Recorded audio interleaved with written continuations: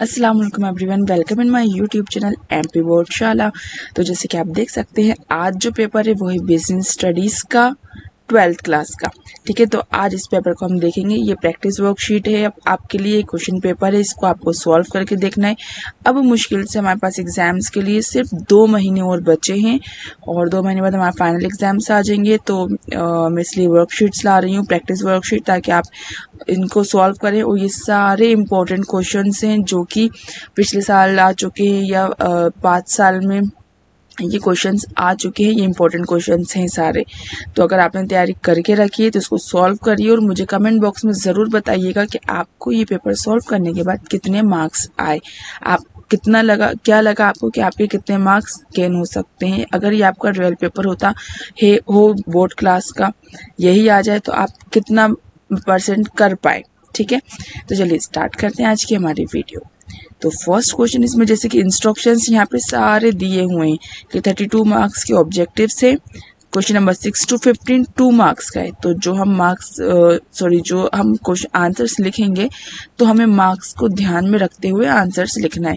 ऐसा ना हो कि 6 से 15 के आप बड़े बड़े आंसर लिख दो और फिर बाद की जो 4 मार्क्स के 3 मार्क्स के जो क्वेश्चन है इसके लिए आपके पास टाइम नहीं बचे। तो ध्यान रखिएगा, 2 मार्क्स के हिसाब का ही आपको लिखना है। और इंशाल्लाह मैं वर्कशीट लाऊंगी और भी पेपर लाऊंगी जिसमें कि हम बताएंगे कि हमें पेपर किस तरह से लिखना चाहिए, स्पेशली बोर्ड क्लासेस का। तो चलिए स्टार्ट करते हैं आज का। Question number 1, choose the correct option. Management is, जो भी सही आंसर आपको टिक करना है। How many levels of management. Delegation of authority is, the supervisor is manager of. Controlling is related with, the consumer has the right. ये हिंदी में भी दिया हुआ है जो हिंदी मीडियम के स्टूडेंट्स हैं। सेकंड क्वेश्चन है फिल इन द ब्लैंक्स का। ये 7 दिए हुए हैं, आपको सॉल्व करनी है। फिर थर्ड है ट्रू फॉल्स। ये ट्रू फॉल्स जो है वो 6 ट्रू फॉल्स दिए हुए हैं। फिर क्वेश्चन नंबर 4 दिया हुआ है मैच द कॉलम्स। तो जो भी सही मैचिंग हो उसको मैच करना है। क्वेश्चन नंबर 5 है right answer in 1 word. 1 word में आपको आंसर्स लिखने हैं। 6th है give definition of management. Management की आपको डेफिनेशन दी है। अगर 2 दी रहेगी कि to write 2 definitions of management, तो आपको 2 लिखनी है डेफिनेशन। अगर नहीं दी तो आपको एक ही लिखना रहेगा। What is mean by innovation. इन दोनों में से आपको जो बहुत अच्छे से आता हो वो लिखिएगा। क्वेश्चन नंबर 7 है right characteristics of business environment. और में दिया है इसके what is mean by business environment.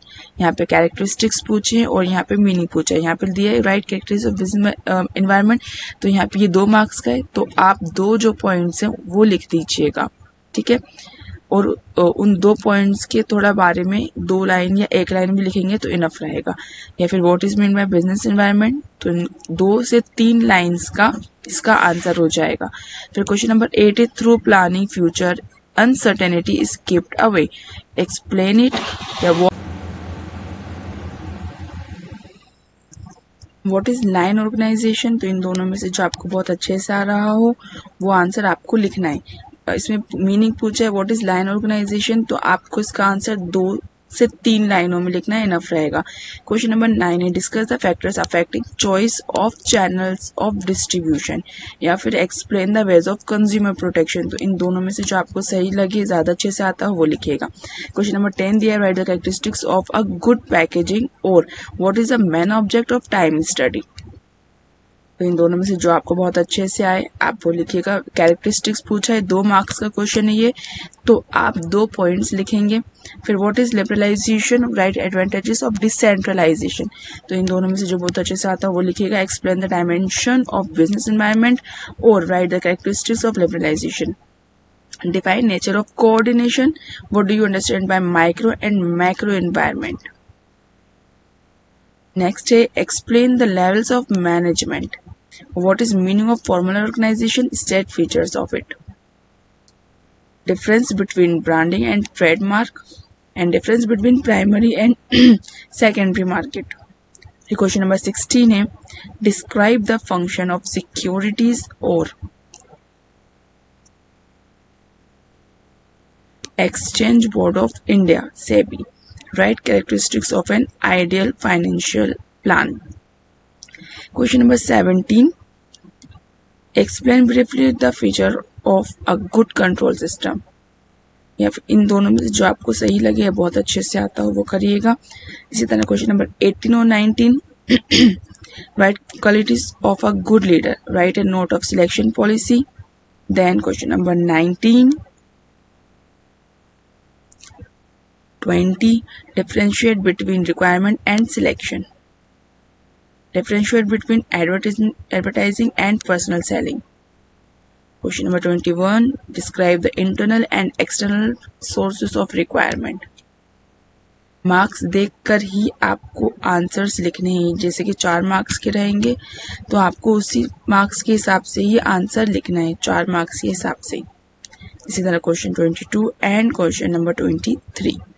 तो ये रहा पूरा पेपर, इसको सॉल्व करिएगा और बताइएगा ज़रूर कि आपने कितना % पेपर सॉल्व कर पाए और कहाँ आपको डिफ़िकल्टी लगी। इंशाल्लाह इसका रिप्लाई ज़रूर दूंगी और मिलेंगे नेक्स्ट